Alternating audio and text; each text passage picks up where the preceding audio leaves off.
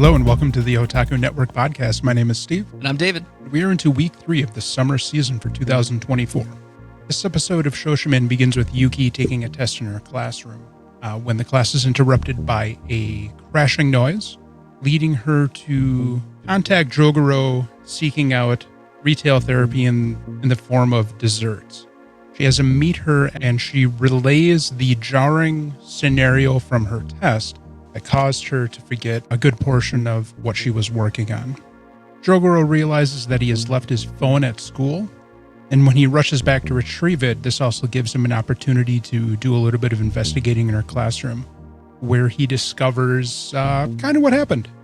The crash was set up by one of the classmates as a way to slyly cheat during the exam.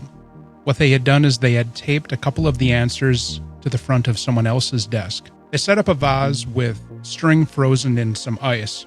Once the ice melted enough, the vase would come crashing down inside of the utility closet, scaring the entire class and giving the perpetrator an excuse to turn around and stare at the utility closet like everybody else does. As they leave the cake shop, they see the boy who stole her bike, and so she chases after him, but he gets away. She's called into the counselor's office once again. This time it's because her bike was found abandoned on a road in the outskirts of town that somebody had driven over.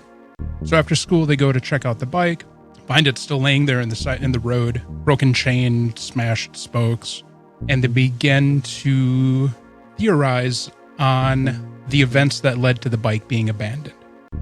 The conclusion that they had come to was that the thief was using the bike to get to a driver's ed class, given that his bike had been stolen.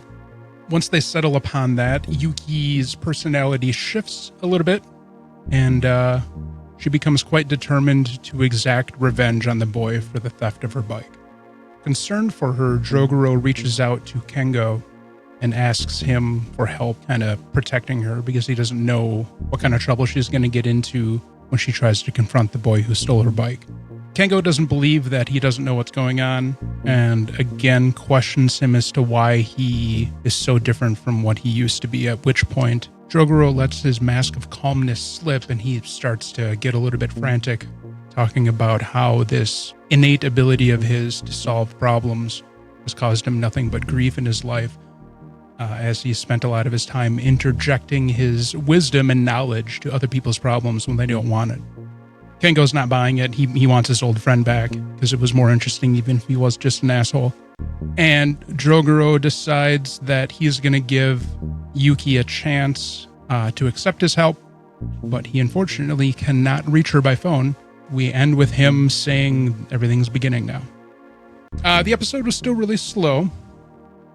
I will say it's more interesting than it was the last 2 times. They didn't spend all this time solving the mysteries. I liked the test-taking mystery thing a little bit. That was kind of cool. That was really fun. That was an interesting It was cool idea. that he just did it and solved the mystery right away instead of how the hot chocolate thing where it's just get to the point already.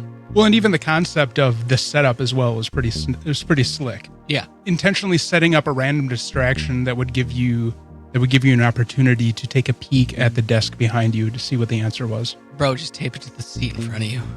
Yeah. I guess it's less likely that someone will catch you with it on front of a desk. Why? Because the teacher's staring right at the desk. Yeah, that's also true. So I think that was more just a cleverness for clever's sake, honestly. Actually, the way it looked like the tape was, it looked like it would be out of the field of view of the teacher. Yeah, maybe. Because it looked like it was on the... It was on the lower portion in the front. The lower portion of the front, but it would be on the side where a student's body would be blocking it. Yeah, it was... If you were looking at it from the direction of the teacher, but with everyone turning and looking, it would give him the opportunity to look. Yeah. It was a bold move, Cotton.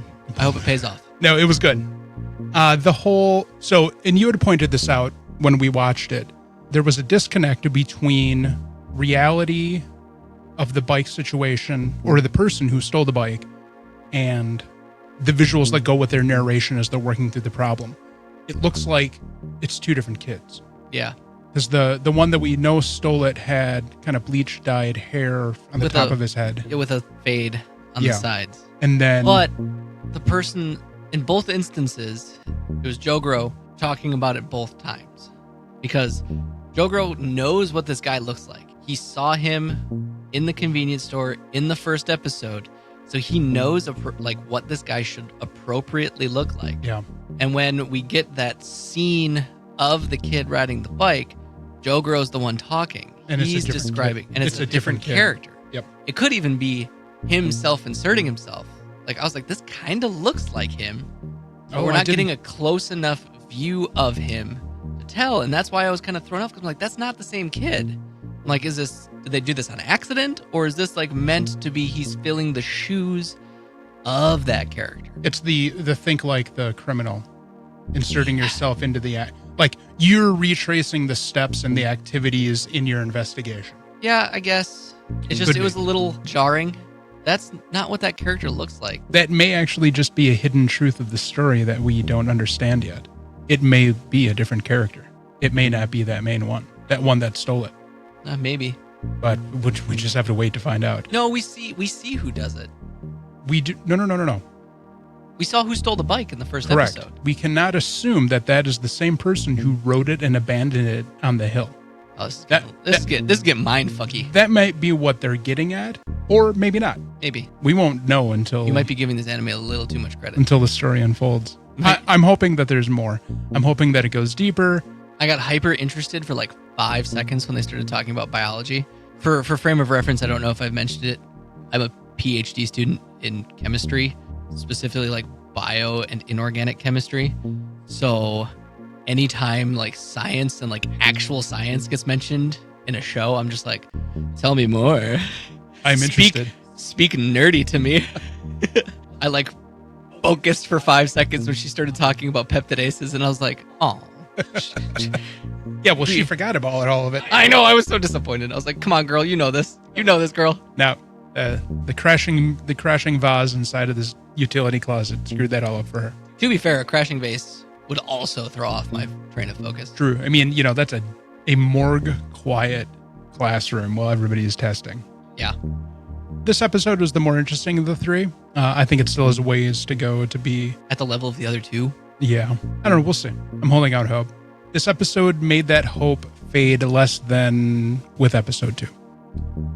This week on Ramen Akaneko, we had a 3-segment episode this week where in the first one, we have Yashiro. She goes and digitally creates an image of a tiger making the noodles in an attempt to sell their titular red cat ramen, as it doesn't sell very well. And the amount of effort that's put into it, she feels it should sell more based on the effort and actually how good it tastes, because her first day they fed it to her and she really liked it. So she brings it in. All of the cats outside of Krishna really like it. And they then go and show Krishna, who immediately shoots it down because she's embarrassed and says that, no, I don't want the attention and blah, blah, blah.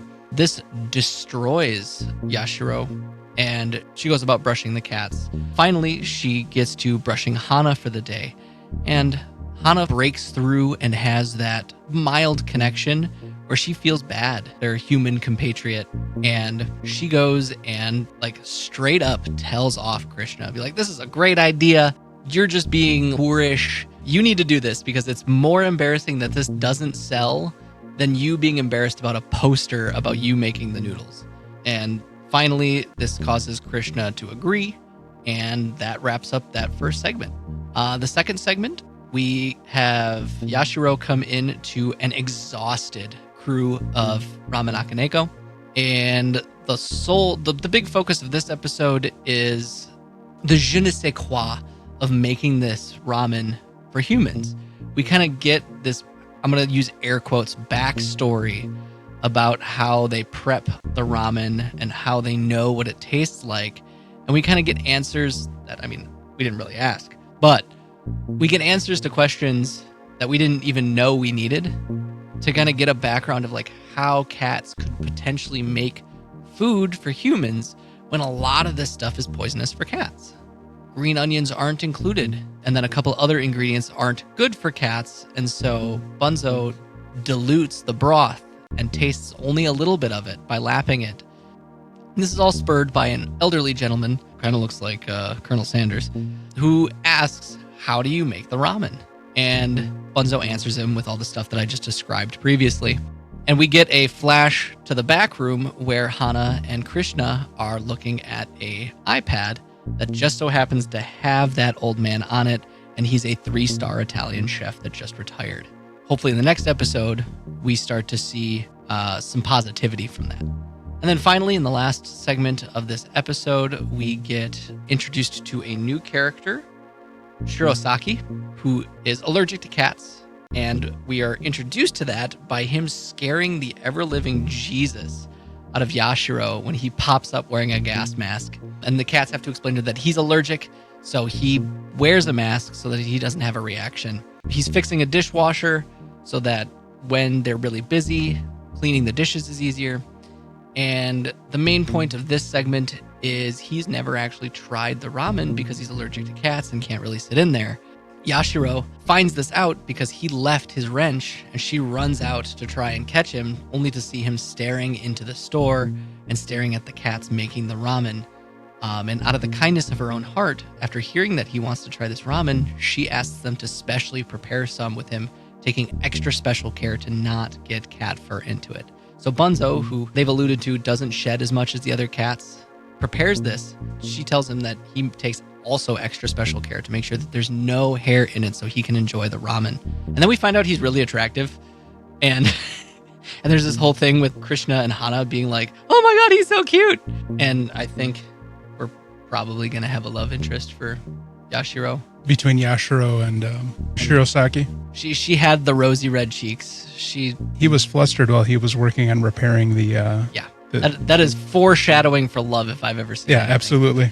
And then episode wraps up. We get 3 daily Akanekos, where the first one goes through and just talks about how Krishna actually really liked the poster, and she's talking about how she's asking how the poster was made and if her actual image is going to be put in instead of the kind of demo copy. And then the second daily Akaneko is some people that were in the shop at the time when this Italian chef was there, eating his food and asking these questions. Yes, the food blogger. Yeah, the food blogger. And then finally, the last one is probably had to do with Shirosaki. It did have to. Oh, it was Shirosaki eating the food.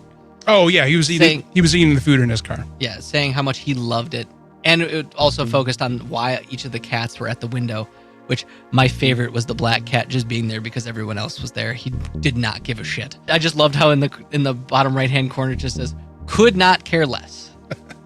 Yeah, and that was it for this week's episode. It was a good episode. I really like this show. So we're 2 for 2 with episode 3 being the strongest of both of the shows so far. Yes, I'm really starting to like this show. It's fun. It's light. It's not like super serious, no. But it's also not super. It's not super jokey and memey like My Deer Friend Nokotan. Beyond the idea that we have talking cats that operate a restaurant, this is realism.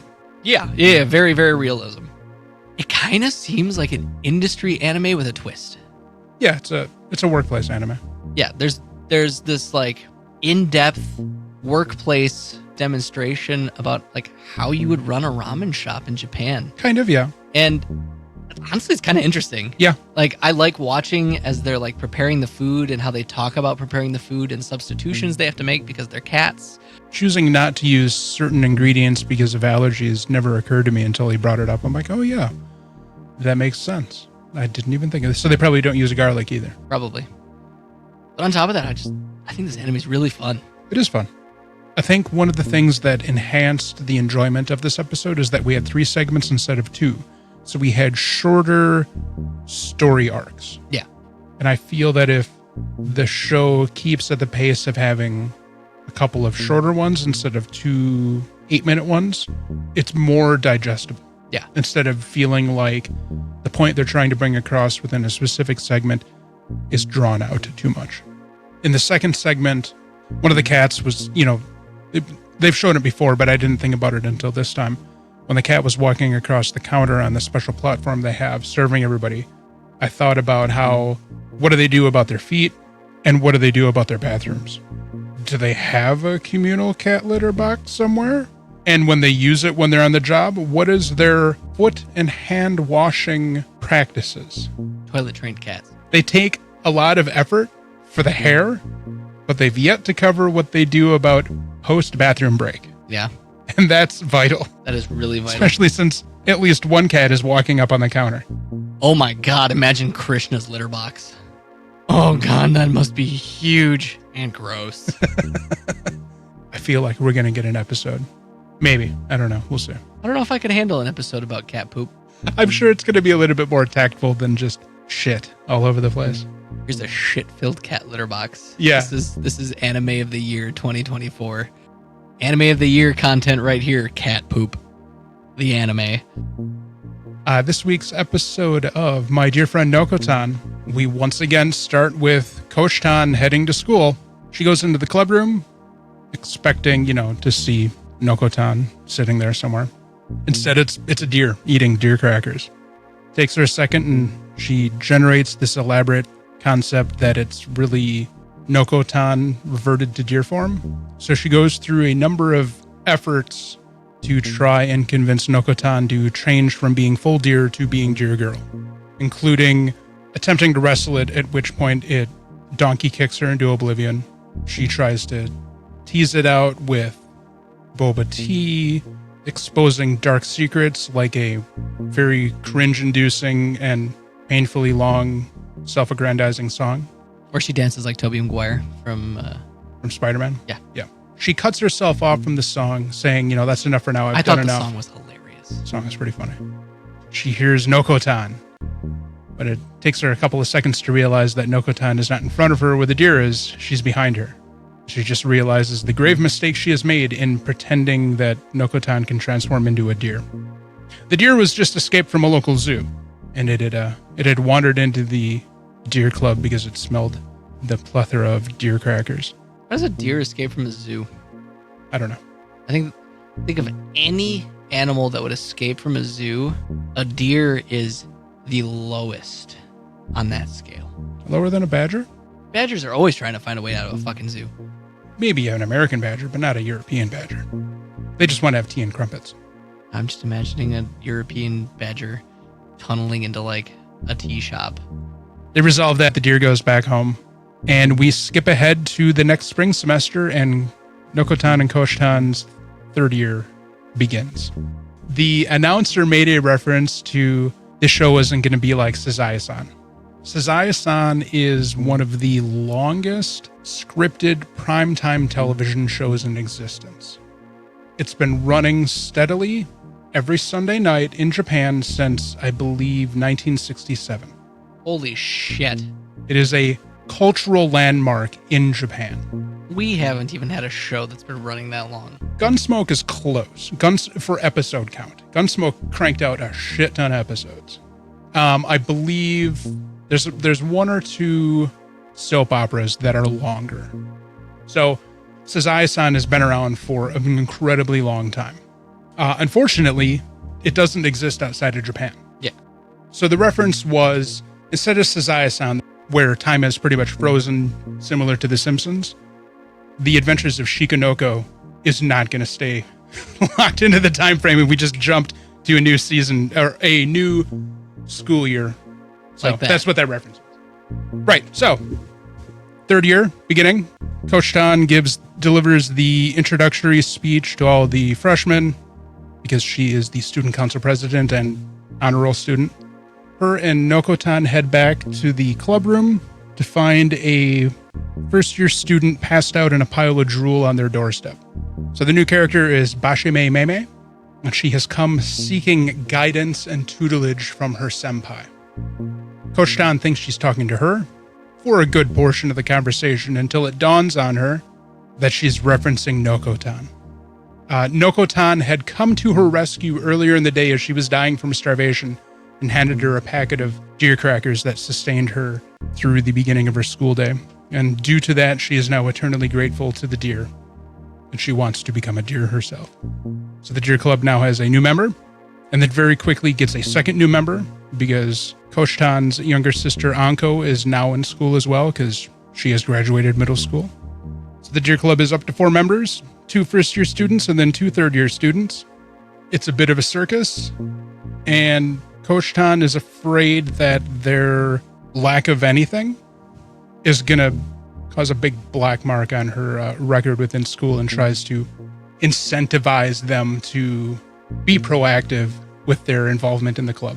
And the episode ends with a new cast of characters spying on them that perhaps will be the antagonists for the next episode, at least.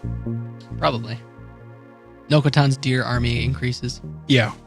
All fear the deer. So the original idea that perhaps the 3D realistically rendered deer were just figments of imagination appears to not be correct. Nope, she sees all of them. At least Nokotan and Coach Tan can see them. They're real deer. Fucking wild.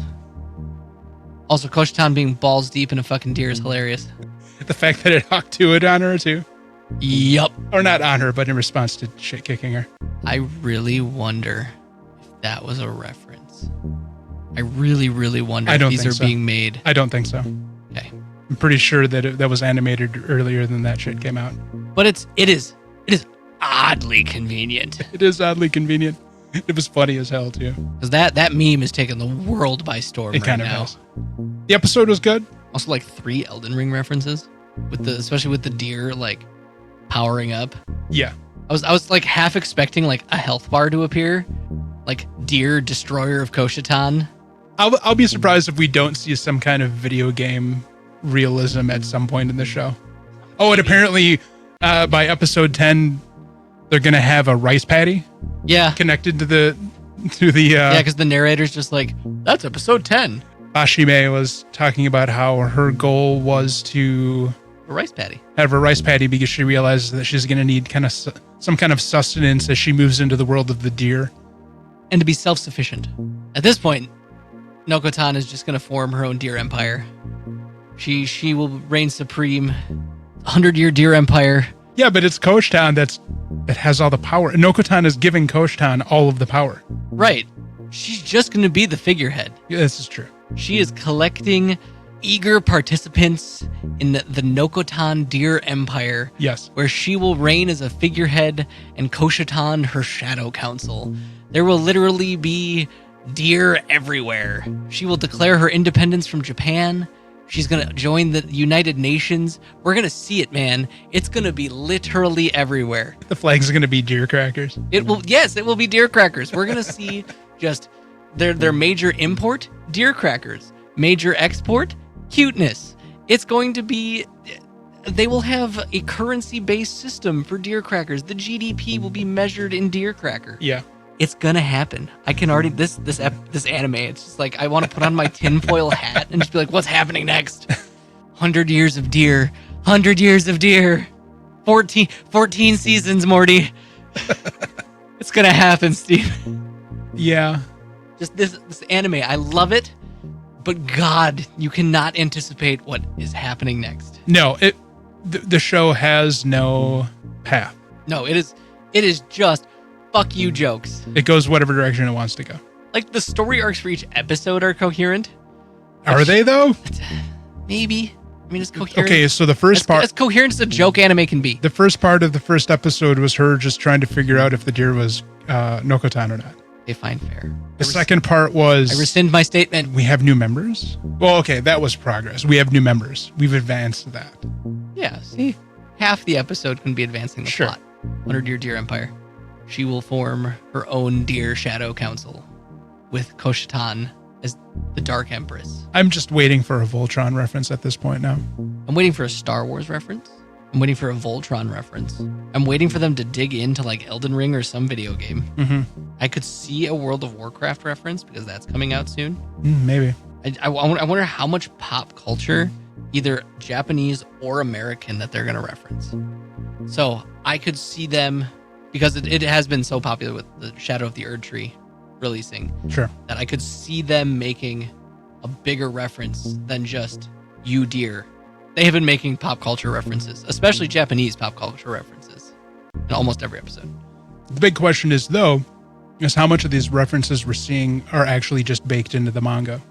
instead of them updating for more current ideas. It may just be baked into. Also, we forgot to mention that Nokotan was reading the anime or the manga in the show. Yeah, we didn't get any Reference. any fourth wall breaking in this episode beyond her reading the manga.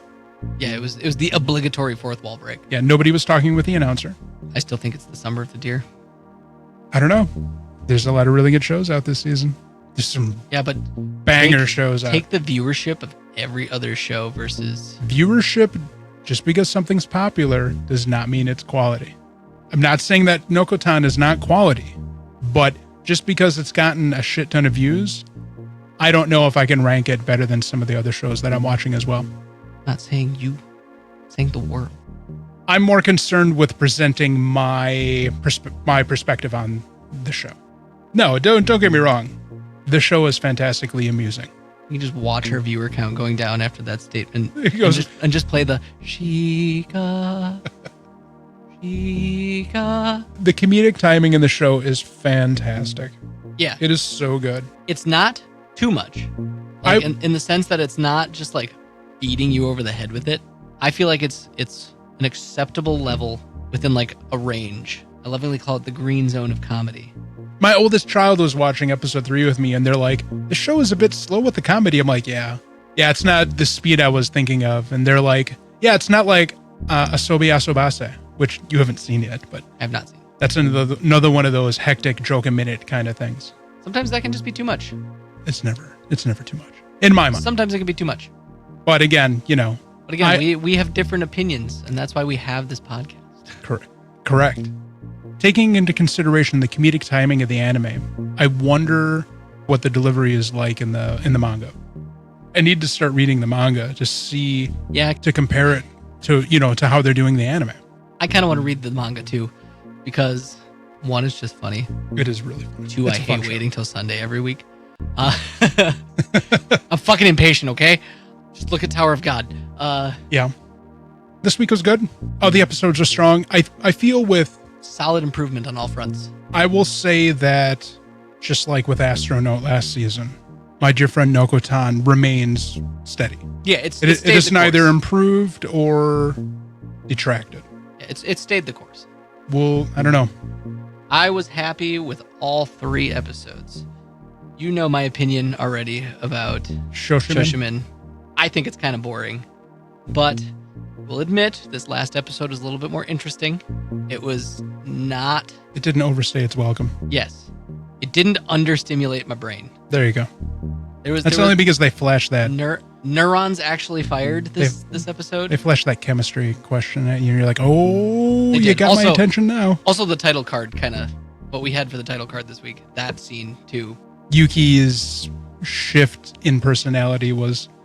Well, they both shifted in personality. Made me laugh. I did not anticipate this anime to ever make me laugh. But when that happened and she just turned around and it was red, I was like... 3 for Ramen Akaneko is the best so far. I think it's the strongest. Yes. It's the most interesting. It's the most engaged. Fun, yada, yada, yada. Yep. And then yeah, just this week was solid. Week 3, hit it. I laughed so hard when Coach Tan got kicked by that deer. Oh my God. And my child was in the kitchen and like they heard me and they're like, wait, what did I miss? And so I rewound it and I'm like, all right, you need to come in here and see this because this is funny. I was mildly worried that we were going to get fan service when she got kicked and was flying through the air. We're not going to get fan service in this show. Dude, it's just the amount of anime we've been watching and the suddenly fan service. Anything else? It's the year of the deer. We shall see. 1,000-year deer empire. At least summer of the deer, maybe. We'll see. 100-year deer empire. 100-year deer empire. Thanks for listening, everybody. Shika. As always, like and subscribe, comment. Visit our other socials. Yeah, we've got them listed on the end card, including David's Instagram for his miniature painting. Thanks once again. We will see you next week. Stay Shika, folks.